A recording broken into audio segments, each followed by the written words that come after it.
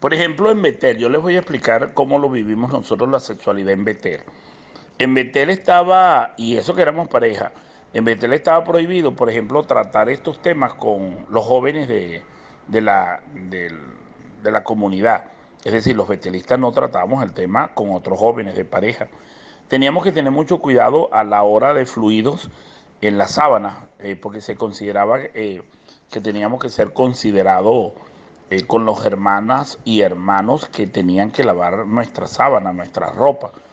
Y yo eso lo miraba tan absurdo, porque es normal que cuando vas a tener relación con tu pareja en una sábana va a haber fluido. Es decir, no se miraba bien que, por ejemplo, y era incomodísimo. Ustedes no se imaginan lo que es la sexualidad viviendo en el hogar Betel. Por ejemplo, no se miraba bien que en cuartos de los varones o de hermanas solteras hubiese fluido en la sábana.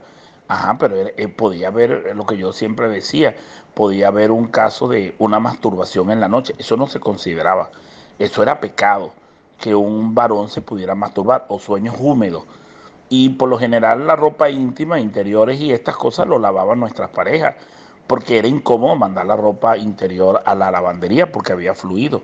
Esos son temas que en el hogar Betel se tratan, pero es decir, se trata de una manera suave, pero por supuesto se ve malísimo que en un hogar Betel tú mandes las sábanas con algún fluido de semen. Eso no se ve apropiado. Es decir, te ven como persona no, o por ejemplo hacer ruido. Me acuerdo, se me olvidaba comentar eso. Por ejemplo, los 8 años que yo viví en Betel, los ruidos en la habitación, te cohibías hacer, la mujer de hecho no tenía un buen orgasmo porque la mujer no podía gritar sus orgasmos. Es decir, no se miraba apropiado, había que hacerlo callado. Qué cosa tan absurda que no puedas gritar un buen orgasmo. Es decir, se cuidaban los ruidos, que tú no golpearas duro la cama porque podía sonar la... En el edificio que nosotros vivíamos eran de 6 pisos.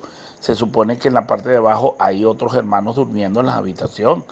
Y por supuesto te podían llamar la atención, tú podías llamar a recepción que habían ruidos extraños en el piso de arriba y posteriormente te mandaban una carta el departamento de servicio diciendo que por favor consideradas no ocasionar ruido a la parte baja porque habían tenido algunos comentarios de tu conducta. Eso llegaba en Betel y te lo mandaban en carta.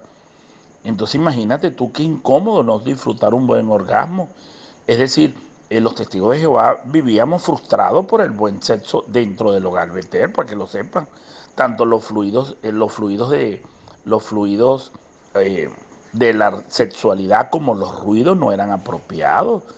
Y entonces no era que no podías tener sexo con tu pareja, sino que tenías que saberlo hacer. Es decir, no podías hacer ruido y no debías, no se miraba apropiado algún fluido de líquido.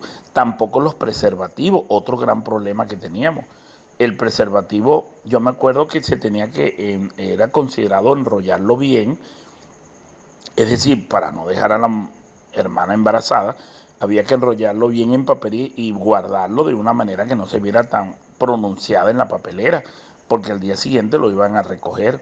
Me acuerdo de algunos jóvenes que ahora no porque tienen teléfono, pero en mi época llevaban revistas pornográficas. Me acuerdo de uno que fue a hacerle la cama a una hermana y cuando levantó el colchón, él tenía dos revistas pornográficas. Bueno, eso fue un escándalo, un comité, una broma, era un escándalo porque todos nos enteramos de las revistas porno que tenía, es decir, el sexo era castigado en Betel. La sexualidad en los testigos por lo general es castigado.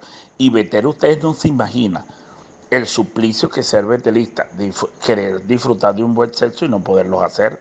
Habían inclusive un hermano, yo me acuerdo que era homosexual dentro del hogar Betel, es decir, le gustaban los hombres y a él le dieron la habitación, lo que pasa es que él lo mantenía en total secreto, él le dieron la habitación con un chico que a él le gustaba y él dice que él sufría porque él tenía que pararse a alta hora de la noche a masturbarse, después él me lo confesó y habló conmigo para que yo le diera la ayuda y yo no sabía ni qué decirle, es decir, eso era un tema tabú y él me dijo, pero es que me gusta, él me gusta y él dice que a veces se paraba en la noche y lo miraba desarropado y su cuerpo lo volvía loco. Él decía que él tenía que masturbarse porque él tenía que desahogarse y eso estaba mal visto. Y para él ese año fue un tormento terrible hasta que finalmente él lo toca en una noche y le hace sexo oral. Y bueno, él al principio lo hicieron, él se mantuvo secreto, pero después eh, creo que fue a la tercera o cuarta vez al que le estaban dando el sexo oral, él sintió como remordimiento de conciencia y fue cuando pidieron hablar con nosotros los ancianos de Betel para que pudiéramos a ver que tenían que confesar el asunto.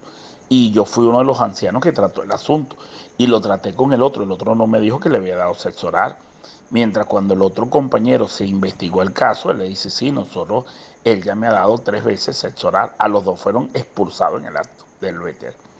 Es decir, fue penalizado un acto que era tan normal tener sexo, porque en Betel eso es pecado.